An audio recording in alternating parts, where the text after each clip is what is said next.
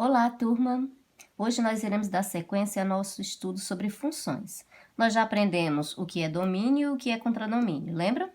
Nós dizemos que o domínio é o conjunto X, que X pertence a A, ou seja, esse conjunto A aqui é o domínio. O conjunto B é chamado de contradomínio. Para que isso ficasse mais claro para vocês, nós usamos aquele macete, que o domínio é o filho e que o contradomínio é a mãe. Isso para vocês lembrarem dessa regrinha de domínio e contradomínio. Mas hoje nós iremos aprender também o que é conjunto imagem.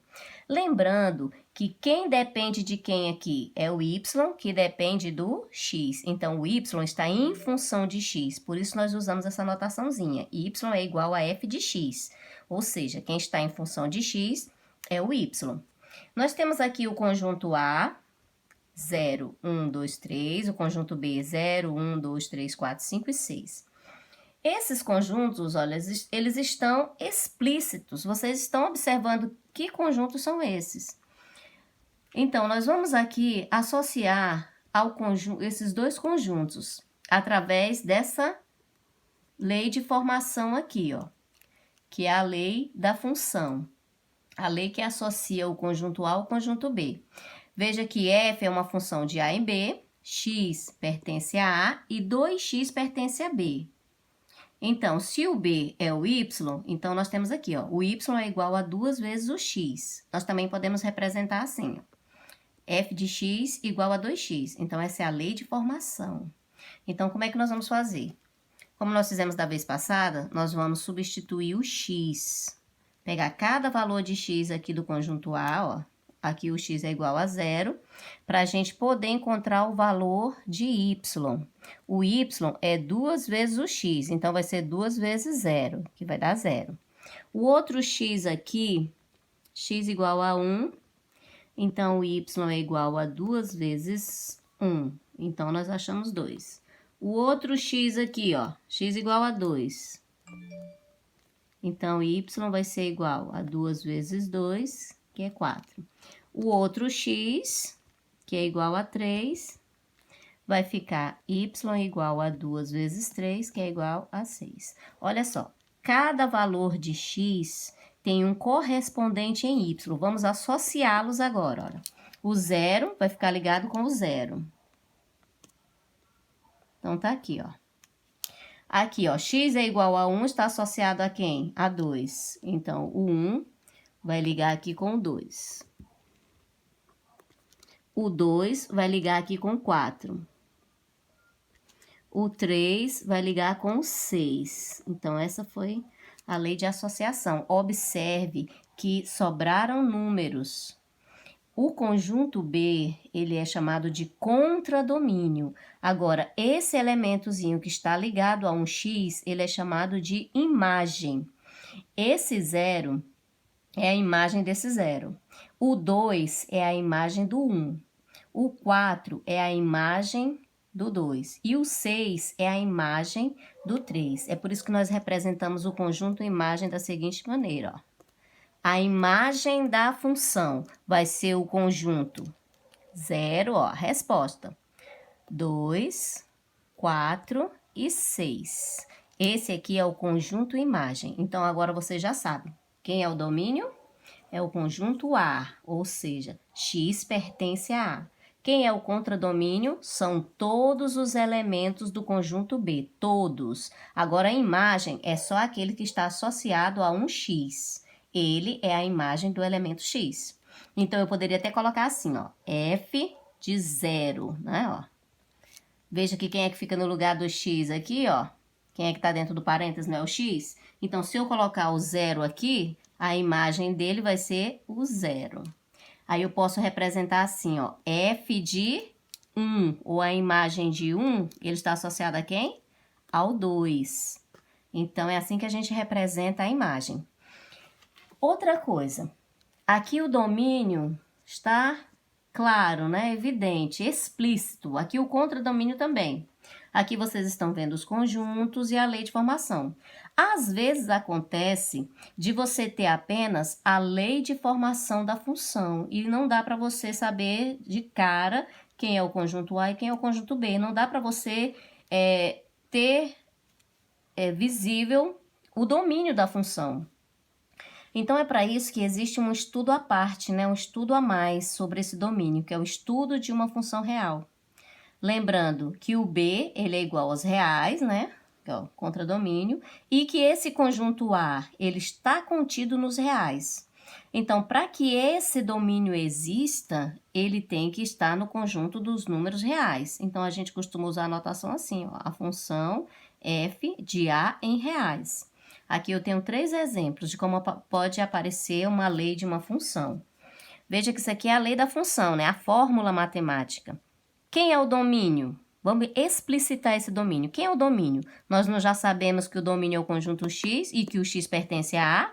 O domínio é o X. Então, cadê o X? Está aqui, ó. Aonde é que ele está?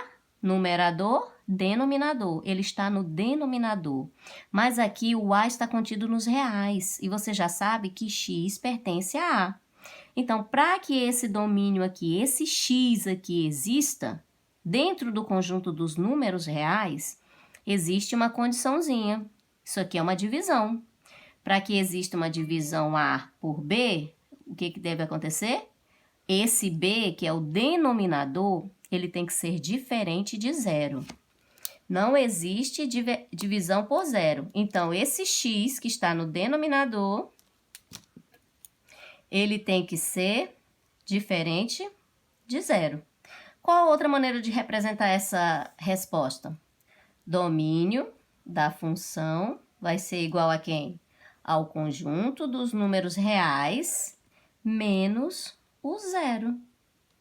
Porque aqui está dizendo que só não existe divisão, não é por zero? Então, não existe divisão por zero. Então, eu posso ter qualquer número do conjunto dos números reais. Eu não posso ter o zero. Então, são os reais menos o zero. Ou então, você ainda pode usar aquela outra maneira. Colocar os reais com asterisco.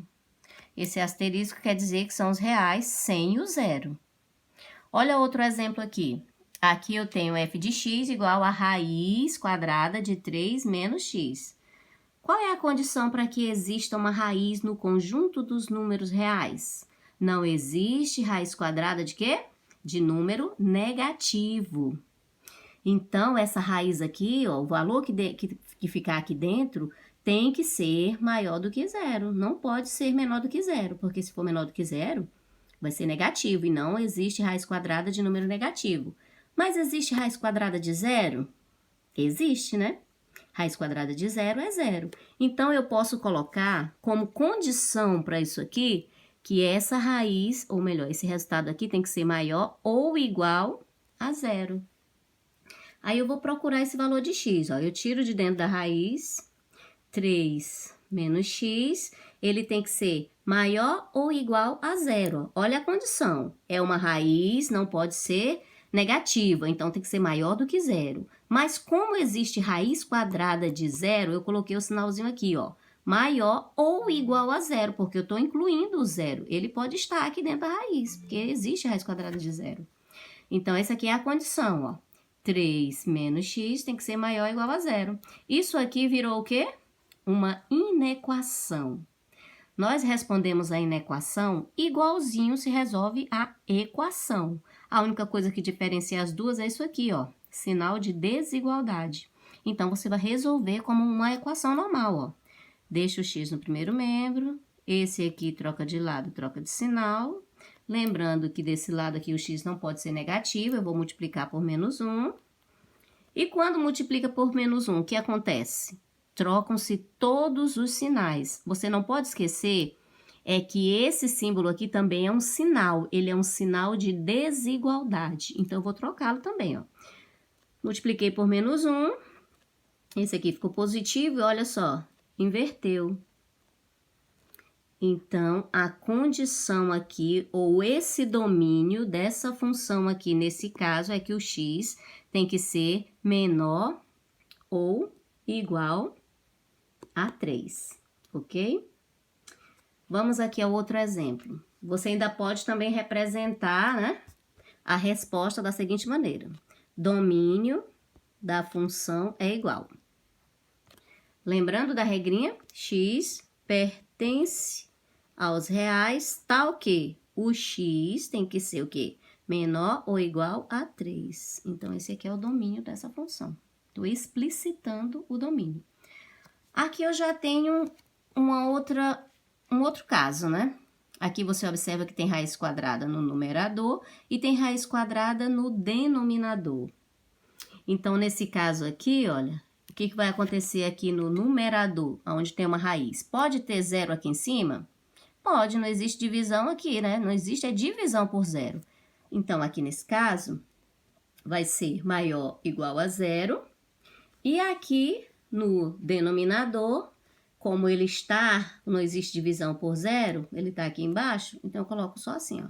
Esse aqui tem que ser maior que zero. Então, o que nós iremos fazer? Resolver as duas inequações. Essa daqui, ó, vai ser a minha primeira inequação e essa aqui é a minha segunda inequação. Ok? Então, eu vou explicitar aqui esse domínio. Aqui, 7 menos x tem que ser maior ou igual a zero. Resolvendo aqui, como você já sabe, troca de lado, troca de sinal. Vou multiplicar por menos 1. X, ó, inverteu, trocou o sinal de lado, porque multiplicou por menos 1. Tenho a minha primeira resposta. A minha segunda agora, ó, pegando aqui x menos 2 maior que zero.